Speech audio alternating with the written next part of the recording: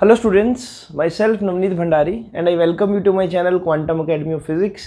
बच्चों, अब तक हम वेक्टर्स में काफ़ी लंबा सफ़र तय कर चुके हैं। वेक्टर्स एडिशन हमने सीखा, वेक्टर्स का बिल्कुल बेसिक इंट्रोडक्शन मैंने आपको दिया। उससे पहले एक एक चीज़ आपको बताई कि कंपोनेंट वेक्टर के कैसे लिए जाते हैं, और फिर हमने लास्ट की वीडियोस में जाना कि वेक्टर को मल्टीप्लाई करने के कितने तरीके हैं और हम कैसे स्केलर प्रोडक्ट और वेक्टर प्रोडक्ट को यूज़ करते हैं। उनकी प्रॉपर्टीज़ भी मैंने आपको बताई।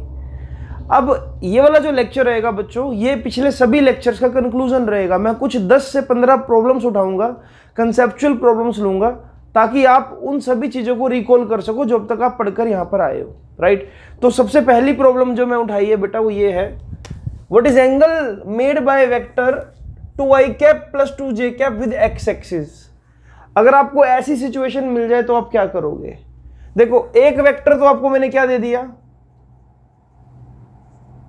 2i cap plus 2j cap, और दूसरे वेक्टर में बोल रहा हूं विद एक्स एक्सिस, यानी कि मैं ये लिख देता हूं यहां पर B vector is what, i cap plus 0j cap. मुझे सिर्फ इतना बोला गया कि एक्स एक्सिस के साथ क्या एंगल बन रहा है, तो मैं सिंपली क्या लिख दूंगा, i cap plus 0j cap. मैं इसको यूनिट वेक्टर मान लूंगा क्योंकि मुझे इसके अलावा कुछ इंफॉर्मेशन गिवन नहीं है।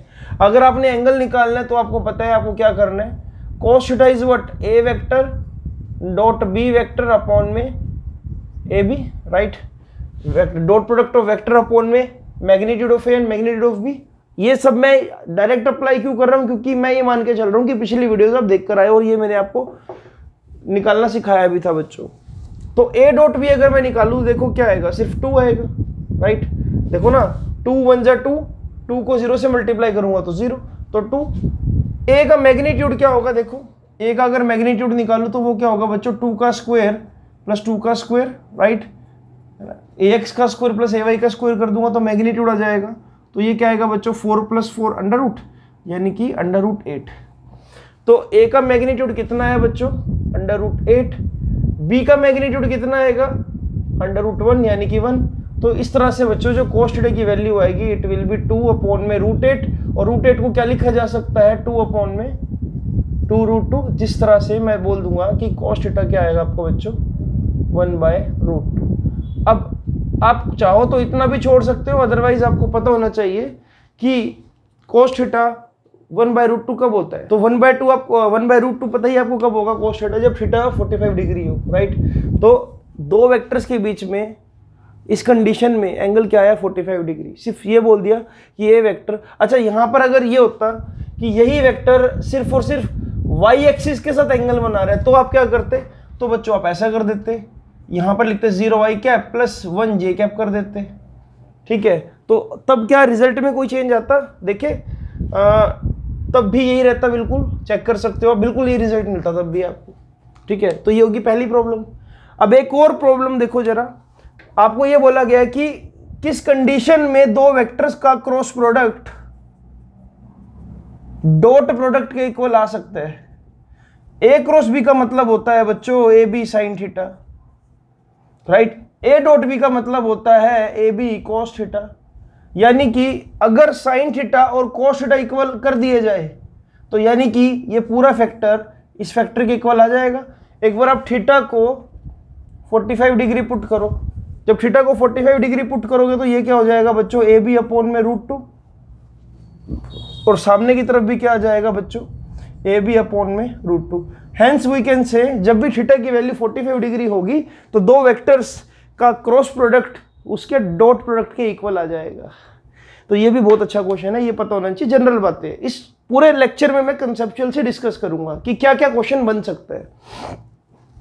अब एक सिंपल सा क्वेश्चन ये दे रखा है कि आई कैप डॉट ब्रैकेट में जे क्रॉस के कैप, इसका सोल्यूशन लिखो, क्या होगा। ऑप्शन दे दें अगर आपको हम, 0 1 2 2 रूट 2, तो आप क्या लिखोगे, देखिए सबसे पहले ब्रैकेट सोल्व करो, जे क्रॉस के। अब ध्यान से इस बात को समझो, ये मैंने बात पिछले लेक्चर में बहुत अच्छे से समझाई थी। क्रॉस प्रोडक्ट में जे कैप का मतलब क्या है, अलोंग वाई एक्सिस, और के कैप का मतलब क्या है, यहाँ पर ये Z axis. So this is J cap and this is के कैप, राइट। अब देखो जे क्रॉस के कहाँ पर डायरेक्शन दे रहे हैं, अलोंग, देखो ना, जे ऊपर, राइट, और मेरी तरफ यानी कि के कैप यहाँ पर, अगर मैं यहाँ पर राइट हैंड थंब रूल लगाऊं तो थंब का जा रहा है इधर की तरफ, यानी कि जे क्रॉस के कैप आपको क्या बना कर देता है, आई कैप। तो यहाँ पर क्या बन जाएगा, आई कैप, जे क्रॉस के कैप को सोल्व करूंगा तो क्या जाएगा, डॉट आई कैप, राइट। और आपको अब ये पता होना चाहिए कि आई कैप डॉट आई कैप क्या होता है, तो ये हो जाएगा 1 इंटू में 1, साथ में क्या जाएगा बच्चों, कोस 0 डिग्री, और कोस 0 क्या होता है 1, क्योंकि आई कैप और आई कैप क्या लोगे, एक्स एक्सिस, और एंगल क्या बन रहा है 0 डिग्री। तो बेटा i cap dot i cap is equal to 1, तो इसका आंसर क्या टिक करना है आपने, ये, ठीक है। आई होप कि तीनों क्वेश्चन आपको समझ आए होंगे बच्चों, तीनों क्वेश्चन ही कंसेप्चुअल्स है और जो हमने पढ़ रखा है उसी के ऊपर बेस्ड है। इसको नोट डाउन करो, फिर आगे चलते हैं। तो बच्चों आपको दो क्वेश्चन और नजर आ रहे हैं सामने, एक बार हम नजर मार लेते हैं इसके ऊपर। अगर हमको ये मिल जाए कि a dot B is equal to a dot C, तो इनमें से कौन सी बात है ट्रू होगी, राइट। तो मैं अपने एंड पर इसको देखो पहले सोल्व करता हूं। अगर a dot B a dot C के इक्वल है तो मैं ये लिख सकता हूं a dot B minus a vector dot C vector equals to 0, ये बात लिखी जा सकती है। अच्छा, इसमें से अगर मैं a वेक्टर को कॉमन ले लूं बच्चों, तो ये आ जाएगा a vector dot b vector minus c vector equals to 0। अब यहां से एक चीज देखो, a वेक्टर और b माइनस c का जो डॉट प्रोडक्ट है वो 0 के इक्वल मिल रहा है, और ये कब मिल सकता है, जब ये बात हो a इंटू में b minus C cos theta equals to 0। अगर मैं इसको ओपन कर दूं तो यानी कि बच्चों जो a वेक्टर है यहाँ पर यानी कि 90 डिग्री लिख सकता हूँ मैं, राइट, तभी तो 0 के इक्वल है। तो मैं बोल सकता हूँ कि जो a वेक्टर है बच्चों वो परपेंडिकुलर होगा b माइनस सी के। तो इसमें से कौन सी बात बिल्कुल एग्जैक्टली ट्रू मिल रही है आपको, ये वाली, राइट। तो मैं इसको क्या करेक्ट बोल सकता हूँ। बिल्कुल सिंपल सा क्वेश्चन है कि भाई जो a वेक्टर है वो दो वेक्टर के डिफरेंस के परपेंडिकुलर आ रहा है। सिमिलरली अभी इसको नोट डाउन कर लो प्लीज। अब मैं आपको एक और, मुझे क्वेश्चन ध्यान आ गया, मैं क्वेश्चन आपको वो करवाता हूँ। जब भी आपको ये सिचुएशन मिल जाए बच्चों, जब भी कि if two vectors are equal and their resultant is also equal to any one of vector, what is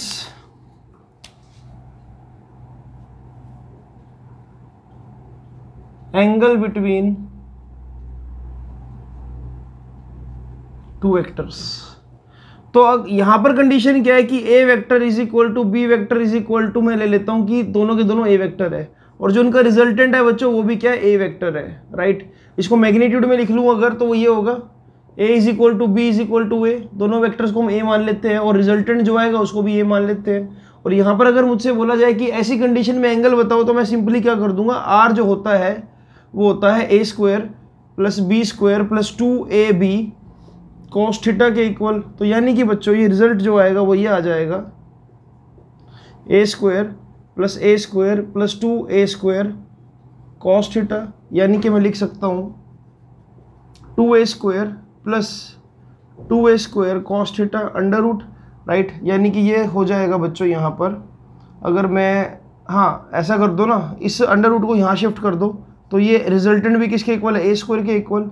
तो ultimately I can simply write बच्चों, यहाँ से 2a स्क्वायर को लिया कॉमन, अंदर बचेगा 1 प्लस कॉस थीटा, राइट, और सामने क्या है a स्क्वायर से a स्क्वायर उड़ा दो, तो ये आएगा आपके पास 1/2 equals to 1 plus cos theta, और यानी कि लिख सकता हूँ -1/2 is equal to cos theta, और -1/2 कब होता है बच्चों, कॉस 120 डिग्री पर। तो इसका आंसर हमेशा क्या होगा बच्चों, theta is equal to 120 degree. तो जब भी थीटा की वैल्यू 180 डिग्री होगी तो आपको ये कंडीशन मिल सकती है, ठीक है। ये क्वेश्चन भी इंपॉर्टेंट है, इसको भी आपको करना है। अब एक और क्वेश्चन देखो जरा बच्चों, अगर ए बी सी तीन नॉन जीरो वेक्टर है और a डॉट बी 0 है। अब a डॉट बी 0 का मतलब क्या है बच्चों, मैं पहले लिख देता हूं कि a is perpendicular to b vector, right, और b डॉट सी भी 0 है, तो यानी कि ये लिख दूं जरा मैं b vector is perpendicular to c vector, तो ए डॉट सी क्या होगा? अरे यार देखो, a is perpendicular to b, 2 minute के लिए चलो हम बी वेक्टर बना लेते हैं, ये ए के परपेंडिकुलर है, राइट। सिमिलरली मुझे समझ आ रहा है कि बी वेक्टर सी के भी परपेंडिकुलर है, तो यहां पर मैं ये भी ड्रॉ कर लेता हूं, सी वेक्टर सी बी के भी परपेंडिकुलर। 2 सिनेरियो बन सकते हैं वैसे यहां पर, अगर मैं देखूं बी वेक्टर यहां पर बना दिया मैंने ए वेक्टर और यहां पर मैं बना दूं सी वेक्टर। लो जी, ये इस कंडीशन में भी जो बी वेक्टर है दोनों के परपेंडिकुलर है। आपको बता लें कि ए और डॉट सी क्या हो सकता है। अब यहां पर 2 पॉसिबिलिटी है, या तो ए डॉट सी के बीच में एंगल हो सकता है 0 डिग्री, या हो सकता है एंगल इनके बीच में 180 डिग्री, राइट। तो आप कोई भी केस ले लो, मैं बोल रहा हूं कि इसका ये मतलब हुआ कि a vector is parallel to b vector, तो मैं लिख दूंगा यहां पर बच्चों a vector dot b vector will be a b cos 0 degree. तो इसका आंसर क्या आ जाएगा? A b, simple, right. अगर आप चाहो तो इसको माइनस ए बी भी लिख सकते हो, तो आप क्या लोगे? A vector and b vector are having 180 degree angle, so it will be a b cos 180 that will be -1। तो तब भी आप इसको कर सकते हो। तो बच्चों एक और क्वेश्चन देखो जरा सामने। अब आपको यहां पर क्या दे रखा है? A vector cross b plus c plus B vector cross c plus a plus C vector cross a plus b, ये किसके इक्वल होगा? Just think about it, solve करके देखते हैं कंक्लूजन क्या निकलता है इसका। ठीक है, यहां पर डिस्ट्रीब्यूटिव प्रॉपर्टी लगा रहा हूं मैं। सेकंड देखो जरा स्टेप क्या होगा। ए का क्रॉस प्रोडक्ट लिया बी के साथ, तो लिखा मैंने ए वेक्टर क्रॉस बी वेक्टर, फिर आया प्लस का साइन। ए का क्रॉस प्रोडक्ट लिया सी के साथ, तो लिखा A vector cross C vector, फिर आया प्लस बी वेक्टर का क्रॉस प्रोडक्ट लिया सी के साथ, तो आया B vector cross C vector, फिर बी का लिया ए के साथ, तो आया plus B vector cross A vector, उसके बाद आया प्लस का साइन और यह आया C vector cross A vector, और फिर आया प्लस सी वेक्टर क्रॉस बी वेक्टर। ये करने के बाद अब मुझे ये चेक करना है कि वैल्यू क्या आएगी। देखिए यहां पर है बच्चों ए क्रॉस बी, यहां पर है बी क्रॉस ए। आपको पता है कि बी क्रॉस ए जो होगा वो माइनस ए क्रॉस बी के इक्वल है, तो मैं इनको डायरेक्टली कैंसिल कर सकता हूं। ए क्रॉस सी है, क्या सी क्रॉस ए भी है? यहां पर ये रहा, इसको भी डायरेक्टली कैंसिल कर सकता हूं। बी क्रॉस सी है तो यानी कि सी क्रॉस बी भी होगा, इसको भी डायरेक्टली कैंसिल कर सकता हूं। तो बच्चों आज के बाद इन फ्यूचर ऐसा कोई भी क्वेश्चन लिख दीजिए, आंसर इसका क्या होगा? 0 वेक्टर। 0 वेक्टर क्यों लगा रहा हूं? क्योंकि भाई क्रॉस प्रोडक्ट करके सोल्व आ रहा है, तो यानी कि ये वेक्टर क्वांटिटी होगा, तो इसका आंसर होगा 0 वेक्टर। प्लीज इसको नोट डाउन करो, ऐसा क्वेश्चन कभी भी पेपर में मिल सकता है। तो बच्चों जब आपको ऐसा कोई क्वेश्चन मिल जाए कि आपसे ये पूछ लिया जाए कि ए डॉट बी की वैल्यू बताओ, मैं चेक कर लेता हूं। हाँ ठीक है, ए डॉट बी की वैल्यू आपने बतानी है। अगर ए का मैग्नीट्यूड 2 है, बी का मैग्नीट्यूड 5 है और ए क्रॉस बी का जो मैग्नीट्यूड है वो 8 है, यहां पर बच्चा फंस जाएगा, उसको नहीं समझ आएगा कि क्या किया जाए। तो मैं आपको बताता हूं क्या करना है आपने। आप क्या करो, ए क्रॉस बी की वैल्यू लिखो, क्या होती है बच्चों? वो होती है ए बी साइन थीटा। अगर मैं दोनों साइड स्क्वायरिंग कर दूं बच्चों, स्क्वायरिंग कर दूं, अगर मैं स्क्वायरिंग कर देते, चलो ऐसे कर देते स्क्वायरिंग, तो ये हो जाएगी बच्चों ए square B square sine square theta. अब मैं इसको क्या लिख सकता हूं? 1 plus cos square theta, right, ये लिख सकते हैं हम।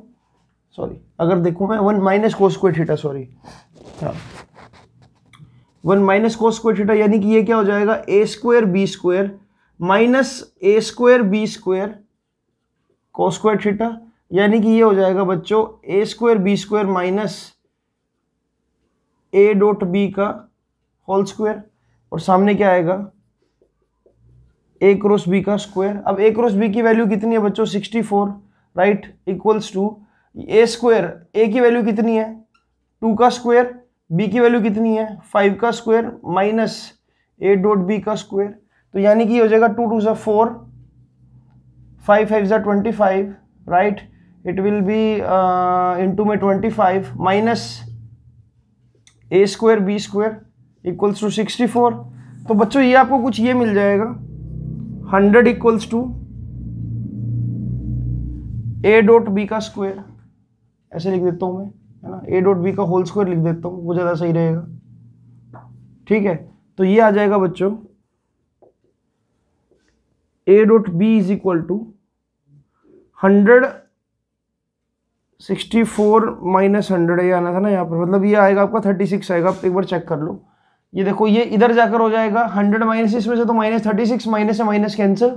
तो आपको जो आंसर मिलेगा बच्चों a डॉट बी का स्क्वायर वो मिलेगा 36 के इक्वल, और आप लिख दोगे जो a डॉट बी आ रही है बच्चों वो आ रही है किसकी इक्वल, √36 यानी कि 6 प्लस माइनस 6।